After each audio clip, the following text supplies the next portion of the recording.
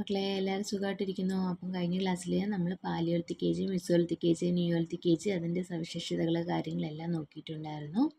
അപ്പോൾ അതുമായി ബന്ധപ്പെട്ട വീഡിയോസ് എല്ലാം നമ്മുടെ ചാനലിലുണ്ട്, പോയി കണ്ട് മനസ്സിലാക്കുക. ഇന്ന് നമ്മൾ ഡിസ്കസ് ചെയ്യാനായിട്ട് പോകുന്നത് മെറ്റൽ ഏജിനെ കുറിച്ചിട്ടാണ്. അപ്പോൾ എല്ലാവരും ശ്രദ്ധിക്കണേ. The metal age began when human started using metals instead of stone. അപ്പോൾ സ്റ്റോണിന് പകരം മെറ്റൽസ് ഉപയോഗിച്ചിരുന്ന കാലഘട്ടത്തെയാണ് മെറ്റൽ ഏജ് അല്ലെങ്കിൽ ലോഹയുഗം എന്ന പേരിൽ അറിയപ്പെടാനായിട്ട് തുടങ്ങിയത്. This age clearly reflects the human progress in technology. അപ്പോൾ ഈ ഒരു കാലഘട്ടം മനുഷ്യൻ്റെ പുരോഗതിയെ സൂചിപ്പിക്കുന്ന ഒരു കാലഘട്ടമായിരുന്നു. അതുപോലെ തന്നെ copper was the first metal used by humans. അപ്പം ഏത് മെറ്റലായിരുന്നു മനുഷ്യൻ ആദ്യമായിട്ട് ഉപയോഗപ്പെടുത്തിയത്? കോപ്പർ ആയിരുന്നു. അല്ലെങ്കിൽ എന്താണ് മനുഷ്യൻ ആദ്യമായി ഉപയോഗപ്പെടുത്തിയ ലോഹം എന്ന് പറയുന്നത് ചെമ്പായിരുന്നു. അത് പരീക്ഷയ്ക്ക് ചോദിക്കും. കോപ്പർ ആയിരുന്നു മനുഷ്യൻ ആദ്യമായി ഉപയോഗപ്പെടുത്തിയ മെറ്റൽ എന്ന് പറയുന്നത്. During this period human learned the techniques of turning raw copper into weapons and tools. അപ്പോൾ ഈ ഒരു കാലഘട്ടത്തിലെ മനുഷ്യർക്ക് പുതിയ ടെക്നിക്സ് അറിയാമായിരുന്നു. എന്തെല്ലാം ടെക്നിക്സ് ആയിരുന്നു? കിട്ടിയ കോപ്പറിനെ വെപ്പൺസ് ആയിട്ടും ടൂൾസ് ആയിട്ടും കൺവേർട്ട് ചെയ്യാനുള്ള ഒരു ടെക്നിക്സ് ഈ ഒരു കാലഘട്ടത്തിലെ മനുഷ്യർക്ക് അറിയാമായിരുന്നു.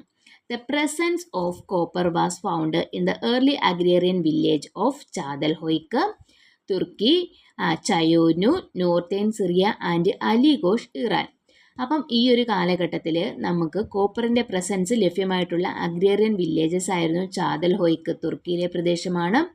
അതുപോലെ തന്നെ ചയോനു, നോർത്തേൺ സിറിയയിലെ പ്രദേശമാണ്. അതുപോലെ തന്നെ അലിഗോഷ്, ഇറാൻ എന്നിവിടങ്ങളിൽ നിന്ന് നമുക്ക് ഈ കോപ്പറിൻ്റെ പ്രസൻസ് മറ്റും ലഭ്യമായിട്ടുണ്ടെന്നാണ് ഇവിടെ കൊടുത്തിട്ടുള്ളത്.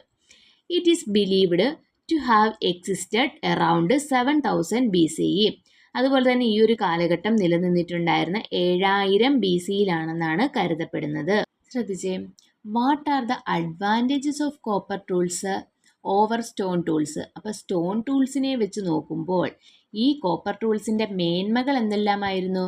Can be changed into suitable shape and form. അപ്പം നമുക്ക് ഇഷ്ടമുള്ള ആകൃതിയിലോട്ടും രൂപത്തിലോട്ടൊക്കെ മാറ്റാനുള്ള ഒരു സൗകര്യം നമുക്ക് ഈ സ്റ്റോൺ ടൂൾസിൽ നിന്ന് കോപ്പർ ടൂൾസിലോട്ട് മാറിയതിലൂടെ ലഭ്യമായി. അതുപോലെ തന്നെ അതിന് നല്ല ഡ്യൂറബിലിറ്റി ഉണ്ടായിരുന്നു. ഡ്യൂറബിലിറ്റി എന്ന് വെച്ചാൽ എന്താണ്?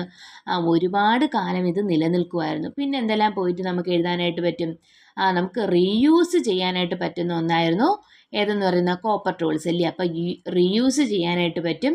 അതുപോലെ തന്നെ ഈസി ടു യൂസ് ആണല്ലേ, നമുക്ക് വേഗത്തിൽ ഉപയോഗപ്പെടുത്താനായിട്ട് പറ്റുന്ന ഉപകരണങ്ങളായിരുന്നു ഇത്. അപ്പം അത് ആ 2 പോയിന്റുകൾ ഇവിടെ എഴുതി ചേർക്കുക. ഓക്കെ, ഇവിടെ നോക്കുകയാണെങ്കിൽ നമുക്ക് കുറച്ച് പിക്ചേഴ്സ് കാണാനായിട്ട് പറ്റും. ശ്രദ്ധിച്ച്, ഏൺ ബ്യൂറിയൽസ് ഡിസ്കവേർഡ് ഫ്രം ദൈമാബാദ്, മഹാരാഷ്ട്ര. ദൈമാബാദ് മഹാരാഷ്ട്രയിൽ നിന്ന് ലഭ്യമായിട്ടുള്ള ശവസംസ്കാരത്തിൻ്റെ കുറച്ച് പിക്ചേഴ്സ് ഇവിടെ കാണാനായിട്ട് പറ്റും. അതുപോലെ തന്നെ ഇവിടെ നോക്കിക്കേ, artistic creation in clay and stone from Nevasa, Maharashtra. Nevasa മഹാരാഷ്ട്രയിൽ നിന്ന് ലഭ്യമായിട്ടുള്ള ആർട്ടിസ്റ്റിക് ക്രിയേഷൻ, ക്ലേയിലും അതുപോലെ തന്നെ സ്റ്റോൺ കൊണ്ടുണ്ടാക്കിയിട്ടുള്ള ആർട്ടിസ്റ്റിക് ക്രിയേഷൻ നമുക്ക് കാണാനായിട്ട് സാധിക്കും.